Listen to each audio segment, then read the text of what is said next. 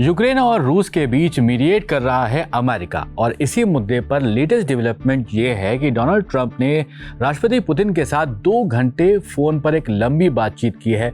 इस बातचीत में क्या कुछ हुआ है समझते हैं इस स्टोरी में। मेरा नाम है सैयद सोबान, आप देख रहे हैं स्विच। 19 मई का दिन था और अमेरिका के राष्ट्रपति डोनाल्ड ट्रंप ने रूस के राष्ट्रपति को फोन घुमा दिया।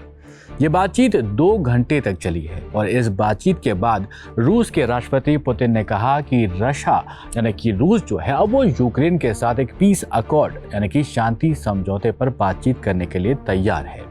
उन्होंने ये भी कहा यहाँ पर कि यूक्रेन युद्ध को खत्म करने की कोशिशें अब सही दिशा में जा रही हैं।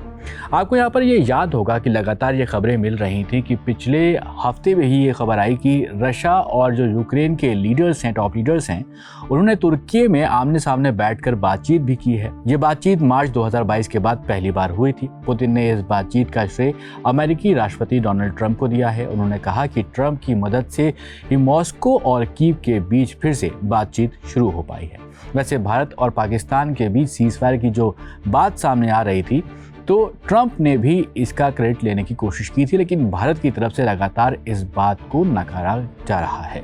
रूस में ब्लैक सी के पास सोची में मीडिया को दिए गए बयान में राष्ट्रपति पुतिन ने कहा कि हमने अमेरिका के राष्ट्रपति से सहमति बनाई है कि रूस अब यूक्रेन के साथ मिलकर एक मेमोरेंडम तैयार करेगा जो भविष्य के शांति समझौते का आधार बनेगा। पुतिन ने आगे कहा कि रूस की स्थिति साफ है। उनके मुताबिक हमें इस युद्ध की असली वजहों को खत्म करना होगा। हमें सिर्फ ये तय करना है कि शांति की दिशा में सबसे प्रभावी जो तरीका होगा वो क्या होगा। रशिया का मानना है कि ये युद्ध सिर्फ यूक्रेन के खिलाफ नहीं है बल्कि ये वेस्टर्न कंट्रीज की पॉलिसीज के खिलाफ भी बिल्कुल पूरी तरह से है। और पुतिन कई बार कह चुके हैं कि 1991 में सोवियत यूनियन के टूटने के बाद अमेरिका और नेटो ने मॉस्को को कमज़ोर और अपमानित किया है।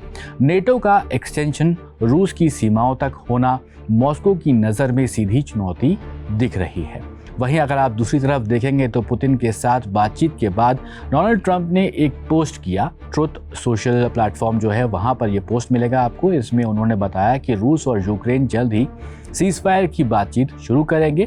ट्रंप ने यहाँ पर इस पोस्ट में आगे लिखा कि मेरी रूस के राष्ट्रपति के साथ बातचीत बहुत अच्छी रही है। अब युद्ध को तुरंत रोकने और शांति समझौते करने की बातचीत शुरू की जाएगी। डोनाल्ड ट्रंप ने यह भी बताया कि उन्होंने यूक्रेन के राष्ट्रपति व्लादिमीर ज़ेलेंस्की से भी बातचीत की है। हालांकि ज़ेलेंस्की की तरफ से जब तक हम ये खबर लिख रहे थे तब तक कोई भी आधिकारिक बयान इस मुद्दे पर नहीं आया था। अब थोड़ा बैकग्राउंड यहाँ पर समझ लेते हैं, इस पर भी नज़र डाल लेते हैं। तो रशिया और यूक्रेन के बीच वॉर की जो शुरुआत है वो फरवरी 2022 में हुई थी जब रूस ने यूक्रेन पर हमला किया था। इस वॉर में अब तक हज़ारों लोग मारे जा चुके हैं, लाखों लोगों को अपने घर छोड़ने पड़े हैं और पूरी दुनिया की अर्थव्यवस्था पर भी इसका असर देखने को पड़ा है। वेस्टर्न कंट्रीज ने रशिया के खिलाफ कड़े आर्थिक प्रतिबंध भी लगाए थे, लेकिन रशिया ने हार नहीं मानी और दूसरी तरफ यूक्रेन को अमेरिका और यूरोपीय देशों से भारी मात्रा में आर्थिक और सैन्य सहायता भी मिलती रही है।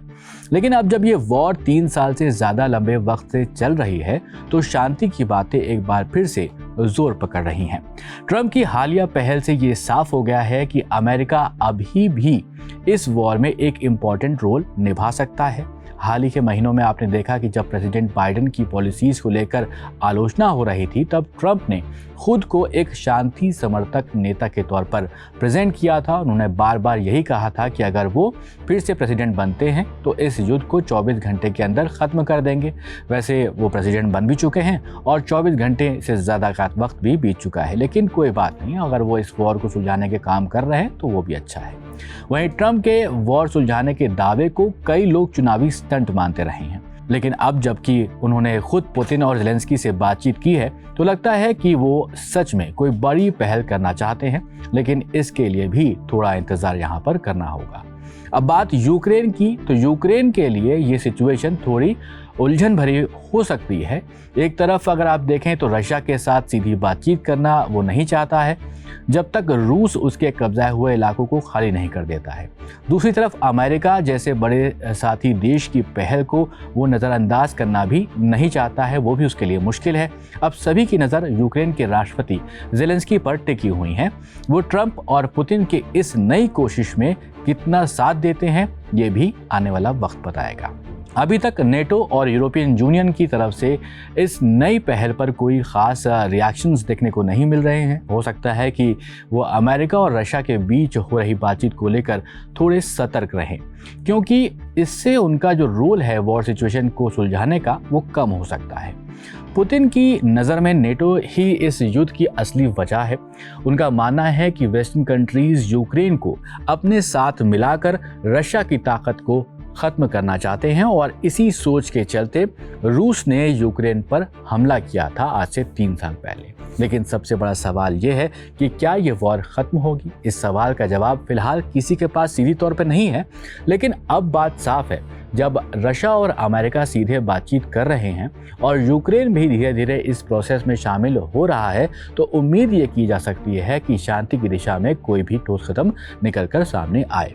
पुतिन की बातों से जो लग रहा है वो ये कि रशिया अब बातचीत के लिए तैयार है, लेकिन वो तब जब उनकी शर्तें पर जो समझौते हैं वो हों।